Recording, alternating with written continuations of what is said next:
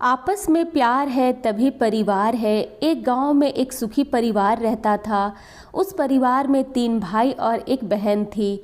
उनके माँ बाप उन चारों से बेहद प्यार करते थे, मगर बीच वाले बेटे से थोड़ा परेशान थे।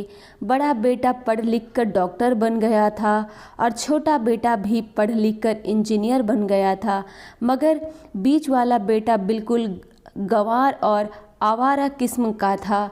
कुछ समय बाद उनके दोनों बेटे डॉक्टर और इंजीनियर ने शादी कर ली और महीनों के बाद ही उनकी बेटी का भी एक अच्छे घराने में विवाह हो गया।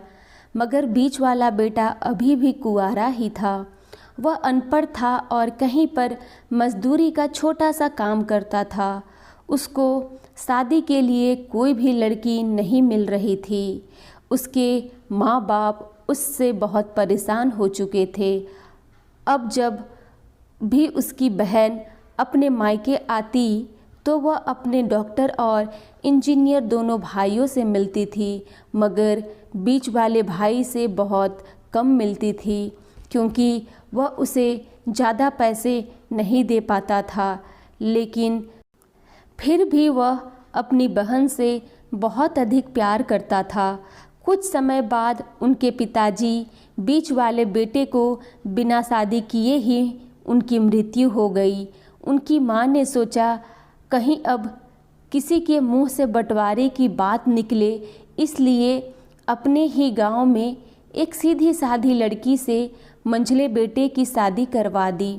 शादी होते ही ना जाने क्या हुआ, अनपढ़ बेटा मन लगाकर काम करने लगा और पहले से कहीं ज़्यादा मेहनत भी करने लगा।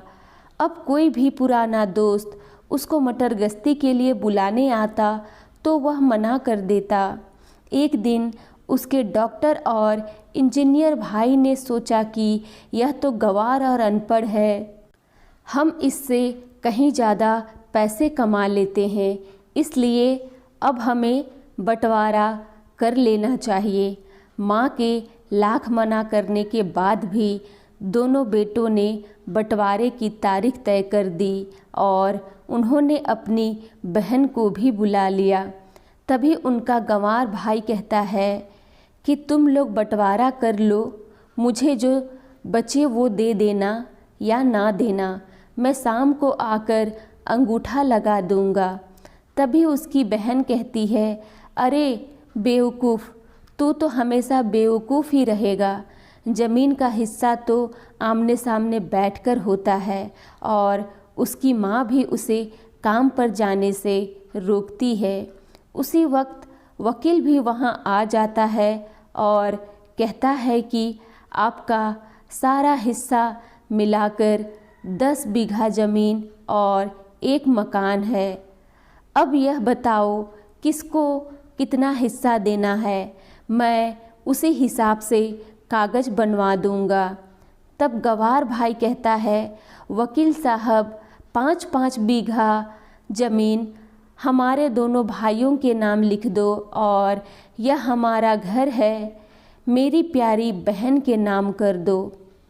तब दोनों भाई पूछते हैं कि तू अपने हिस्से में क्या लेगा। गंवार भाई कहता है कि मेरे हिस्से में मेरी प्यारी माँ है। वह अपनी पत्नी की तरफ मुस्कुराते हुए कहता है, क्यों, क्या मैंने गलत कहा? उस गंवार और अनपढ़ की पत्नी अपनी सास से लिपट कर कहती है, माँ से बड़ी वसीयत क्या होगी मेरे लिए। उसी वक्त उसका गंवार पति भी अपनी माँ से लिपट जाता है। गंवार बेटे और बहू के प्यार ने जमीन जायदाद के बंटवारे को एक सन्नाटे में बदल दिया। तभी बहन अपने गंवार भाई के गले लगकर लिपट कर रोते हुए कहती है, माफ़ कर दो भैया, मैं आपको सम्मान नहीं दे सकी। तभी उसका भाई कहता है, मेरी प्यारी बहन, इस घर में जितना अधिकार हमारा है उतना ही तुम्हारा भी है। और रही बात बंटवारे की, तो बंटवारा नहीं करने से जीवन खत्म तो नहीं हो जाएगा। क्यों करते हैं हम बंटवारा? क्या हम एक साथ मिलकर नहीं रह सकते? जैसे हम बचपन में मिलकर खेलते रहते थे, एक साथ मिलकर रहने को ही तो कहते हैं एक अच्छा परिवार, और उसके परिवार को संभालती है एक माँ। तभी उसके दोनों भाई भी बहुत शर्मिंदा होते हैं और वह बंटवारा के सभी कागज़ फाड़कर फेंक देते हैं, और उस दिन के बाद से उनका पूरा परिवार खुशी खुशी एक साथ रहने लगा। धन्यवाद। ये स्टोरी अगर आप लोगों को पसंद आती है तो मेरे चैनल को लाइक और सब्सक्राइब करना ना भूलें।